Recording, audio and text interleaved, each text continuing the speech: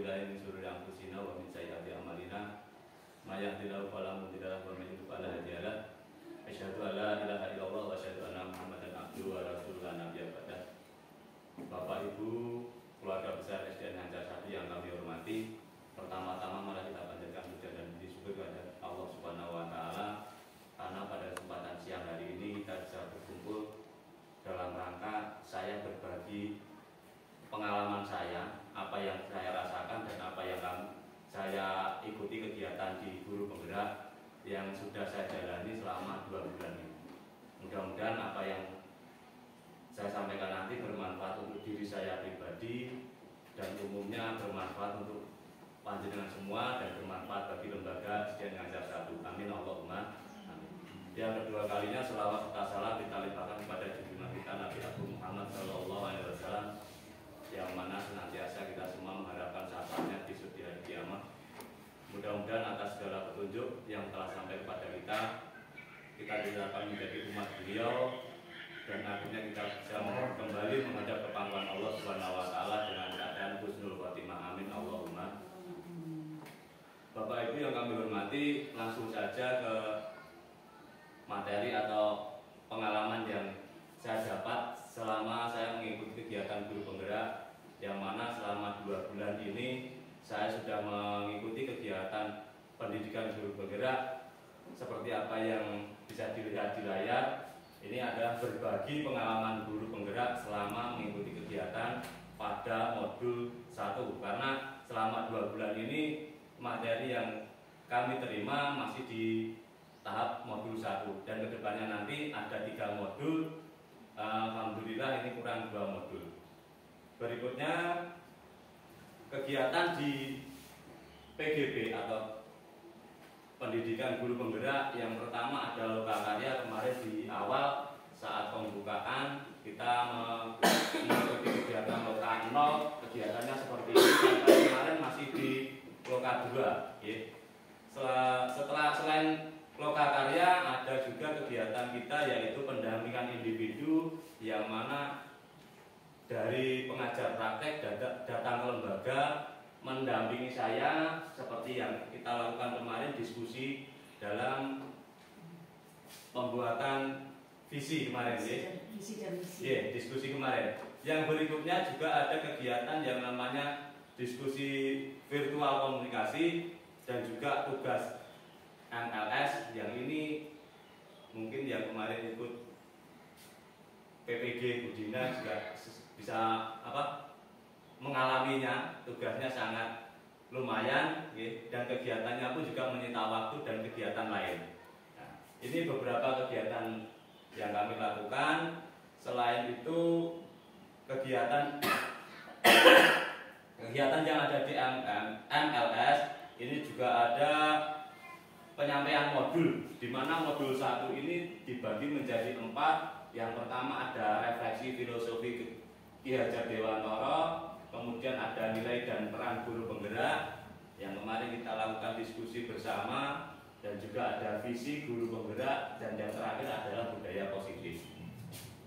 Selanjutnya pada modul 1.1 refleksi filosofi Ki Hajar Dewantara ini ada beberapa pokok pemikiran dari Ki Hajar Dewantara, yang mana bermain adalah tuntutan jiwa anak untuk menuju ke arah kemajuan hidup baik jasmani maupun rohani, dan juga anak-anak tumbuh berdasarkan kekuatan kodratnya yang sangat unik. Tidak mungkin pendidik itu mengubah padi menjadi jagung atau sebaliknya. Artinya seorang pendidik atau seorang guru ini diibaratkan adalah sebagai seorang petani, di mana kalau kita menanam padi atau menanam jagung, pasti tidak hanya kita menanam atau menancapkan benihnya, tapi juga harus merawat. Begitu pula sebagai seorang pendidik kita juga harus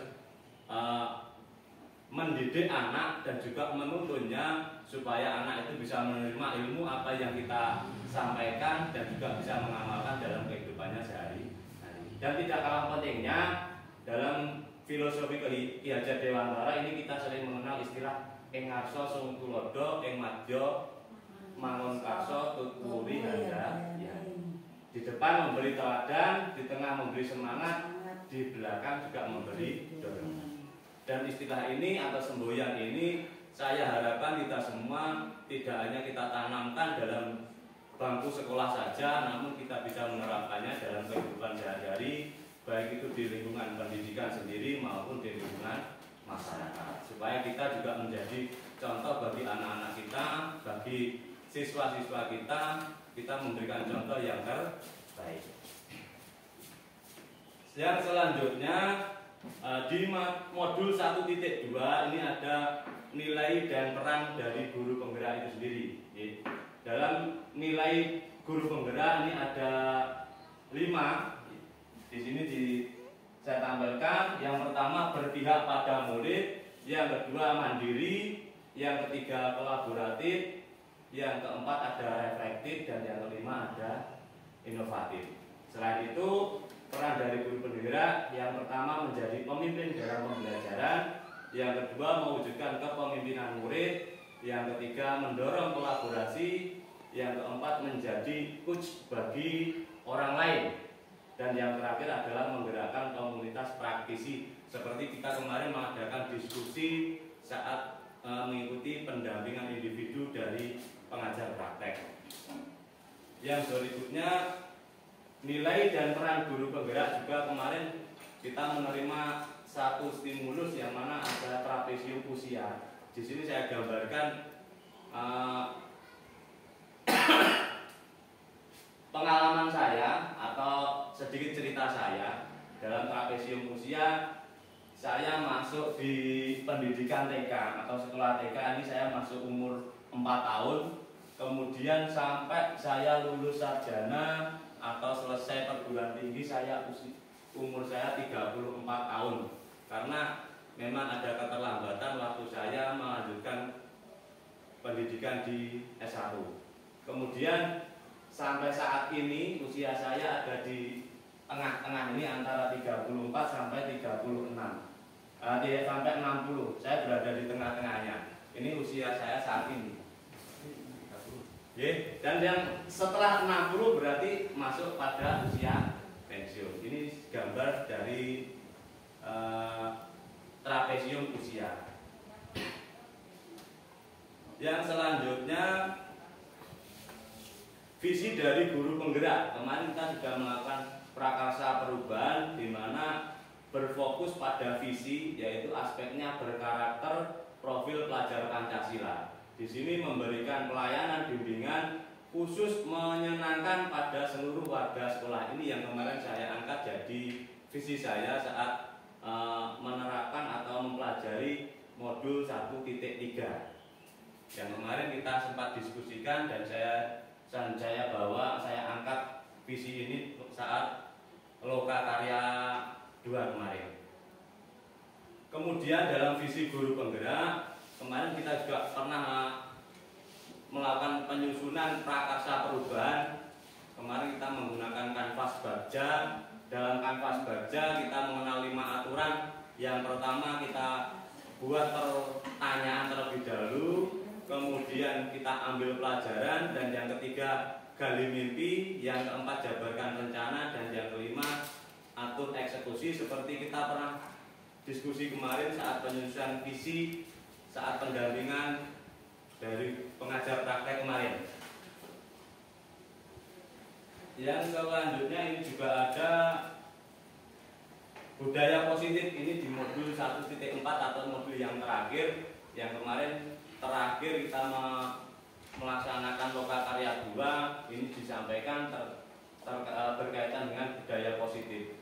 Dalam budaya positif ini ada 6 hal. Yang pertama disiplin positif, yang kedua motivasi perilaku manusia, dan yang ketiga keyakinan kelas, yang keempat posisi kontrol seorang guru, kelima keyakinan kelas. Ada 2 ya, mohon maaf, keyakinan kelas kemarin sempat saya ketik ulang. Dan yang terakhir ada segitiga restitusi penyelesaian masalah. Jadi 5 Pak. Sebetulnya ngapunten. Terus yang di sini kita lanjutkan terkait budaya positif. Yang pertama ada disiplin positif. Dalam disiplin positif ini cara penerapan disiplin positifnya kelihatan boten nggih? Salah tulis itu Mas. Nggih. Yang didisiplin ngapunten nggih. Sebetulnya ada disiplin positif. Oke, cara penerapan disiplin positif yang pertama mengajarkan anak bertanggung jawab dan menumbuhkan kesadaran diri berdasarkan nilai-nilai kebijakan. Yang kedua, lebih ke arah disiplin diri yang depan mengontrol diri dalam melakukan segala tindakan. Dan yang ketiga, cara penerapannya adalah dapat membuat murid memahami dan menyadari berdasarkan motivasi internal, bukan akibat paksaan, ujian maupun hukuman. Ini pelaksanaan disiplin positif. Kemudian yang selanjutnya ada motivasi perilaku manusia. Nah, di sini saya bagi menjadi dua, ada motivasi eksternal dan juga ada motivasi internal. Yang motivasi eksternal yaitu untuk menghindari tindakan ketidaknyamanan atau hukuman, kemudian untuk mendapatkan imbalan atau penghargaan dari orang lain. Biasanya sering kita lakukan di sini. Kalau kita memberikan motivasi kepada siswa kita, terkadang ada suatu ancaman. Tujuannya apa? Untuk memberi kenyamanan atau menghindari dari hukuman. Ini adalah salah satu bentuk motivasi dari eksternal. Artinya timbulnya motivasi ini bukan dari diri pribadi anak, namun melainkan dari luar, dari gurunya sendiri atau mungkin dari temannya. Yang berikutnya motivasi internal, ini tujuannya untuk menjadi orang yang ingin dan menghargai diri. Untuk menjadi orang yang inginkan dan menghargai diri sendiri dengan nilai-nilai yang mereka percaya. Ini timbulnya motivasi ini adalah dari diri anak itu sendiri atau dari murid sendiri, bukan dari dorongan orang lain. Yang berikutnya ada menghindari hukuman dan penghargaan berlebihan agar meminimalisir motivasi eksternal dalam diri murid. Ini biasanya muncul motivasi ini kalau kita memberi suatu penghargaan sehingga timbul anak itu merasa istilahnya ada iri dan mungkin juga ada ketidaknyamanan di antara temannya. Penghargaan yang kita berikan biasanya muncul suatu rasa di mana anak itu menjadi tidak nyaman dengan temannya. Ini berarti motivasi eksternal, sehingga ini harus diarahkan ke motivasi internal supaya motivasi itu muncul dari diri anak itu sendiri. Yang berikutnya ada posisi kontrol seorang guru. Nah, ini yang tadi terlewatkan. Ada keyakinan kelas double, seharusnya ada posisi kontrol seorang guru. Dalam posisi kontrol seorang guru ini terdapat 5 kontrol, di mana yang pertama ada sebagai penghukum, yang kedua pembuat merasa bersalah, dan yang ketiga posisi guru adalah sebagai teman, keempat sebagai pemantau, dan yang terakhir adalah sebagai manajer. Dalam hal posisi kontrol ini sangat dianjurkan sekali bahwa seorang guru ini berada di posisi sebagai manajer, di mana seorang guru tersebut merupakan melakukan sesuatu bersama murid, mempersilahkan murid, mempertanggungjawabkan perilakunya, dan mendukung murid menemukan solusi atas segala permasalahannya sendiri. Nah, ini posisi kita sebagai seorang guru harus bisa menempatkan diri sebagai manajer. Yang kedua, posisi manajer mengacu pada restitusi yang dapat menjadikan murid sebagai manajer bagi dirinya sendiri, sehingga tercipta identitas positif atau berhasil pada diri murid itu sendiri. Nah, ini posisi kita, memang kita diarahkan, memang kita dianjurkan sebagai guru itu adalah sebagai seorang manajer baik bagi dirinya sendiri maupun bagi anak-anak didik kita. Dan yang terakhir, maaf ada lagi ya. Di sini ada keyakinan kelas, di mana keyakinan kelas ini guru berperan dalam mewujudkan terbentuknya keyakinan sekolah atau keyakinan kelas dengan adanya kesepakatan antara murid dan guru. Ini kemarin saya sudah membuat keyakinan kelas dalam waktu kita setelah melakukan MPLS kemarin. Saya masuk di kelas 4, saya sudah membuat keyakinan kelas dengan anak-anak kelas 4 dengan tujuan supaya anak juga memberikan apresiasi, memberikan kesepakatan di mana pembelajaran di dalam kelas ini kita saling menghargai, saling menjaga, sehingga nanti bisa memunculkan, kalau istilah dulu adalah tata tertib. Tapi kalau tata tertib ini yang membuat adalah lembaga sekolah atau lembaga itu sendiri. Tapi kalau keyakinan kelas ini atas dasar kesepakatan dari murid dan juga dengan guru. Dan yang kedua, keyakinan sekolah atau keyakinan kelas ini berupa pernyataan universal yang mudah diingat, dipahami, dan harus diterapkan dalam lingkungan sekolah atau lingkungan kelas. Kemudian yang terakhir, dari budaya positif itu ada segitiga restitusi dalam menyelesaikan masalah. Di sini guru berperan sebagai manajer menggunakan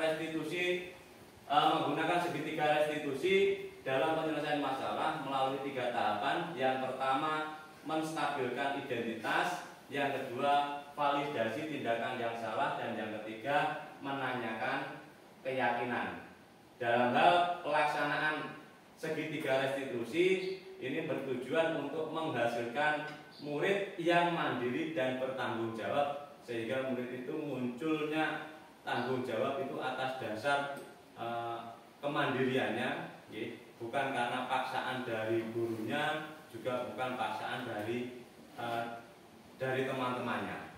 Ini tujuan dari segitiga restitusi. Sebetulnya kita sebagai seorang guru sudah sering melakukan segitiga restitusi, hanya saja mungkin tahapannya di sini tidak sesuai, atau karena memang kita belum mengetahui di mana tahapan restitusi itu ada 3.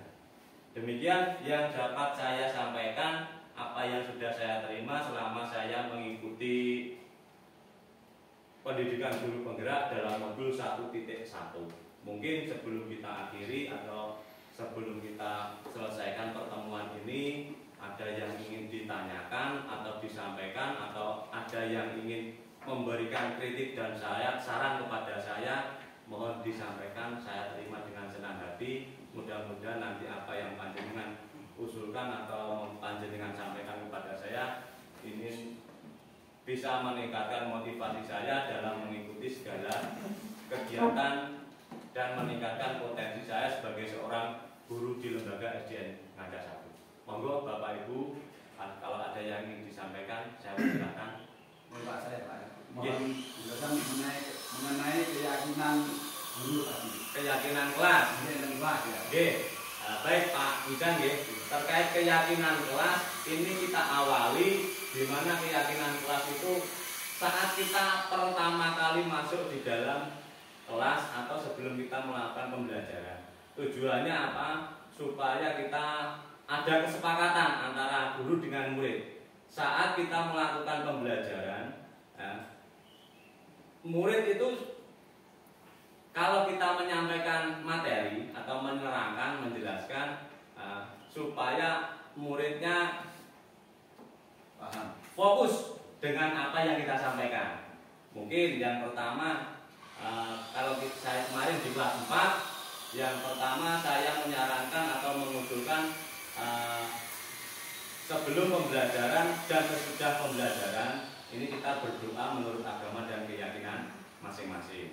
Dan yang kedua, kesepakatan kemarin muncul dari inisiatif anak itu sendiri, yaitu datang tepat waktu. Jadi kita sebagai seorang guru dan murid itu sendiri mengupayakan kalau sudah ada keyakinan kelas dan disepakati, misalkan datang tepat waktu, ya kita berupaya supaya sebelum pembelajaran dimulai kita sudah datang. Atau mungkin ada tambahan lagi kemarin dari anak mengusulkan mengerjakan tugas tepat waktu. Kalau misalkan kita memberikan materi, tentunya pasti kita juga memberikan tugas. Tujuannya untuk tolak ukur apakah siswa itu bisa menerima materi yang kita sampaikan, bisa memahami materi yang diberikan atau tidak. Oleh karena itu tugas kita berikan dan kita batasi mungkin waktunya. Nah, dari sini kita ambil kesepakatannya supaya anak-anak itu juga saling memiliki tanggung jawab diri masing-masing. Demikian Pak Bizan, monggo Bapak Ibu yang lain. Pagi, ada yang ingin disampaikan, monggo.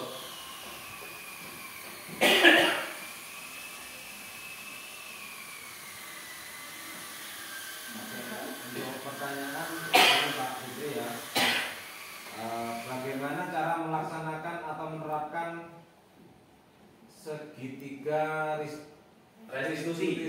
Oke, dalam menerapkan segitiga restitusi biasanya gini, munculnya atau sebelum kita melaksanakan segitiga restitusi, sini munculnya masalah terlebih dahulu, di mana di dalam pembelajaran atau di lingkungan sekolah kita ada muncul masalah dari anak. Oke. Biasanya yang sering kita temui, anak melanggar peraturan, anak bertengkar, dan lain sebagainya.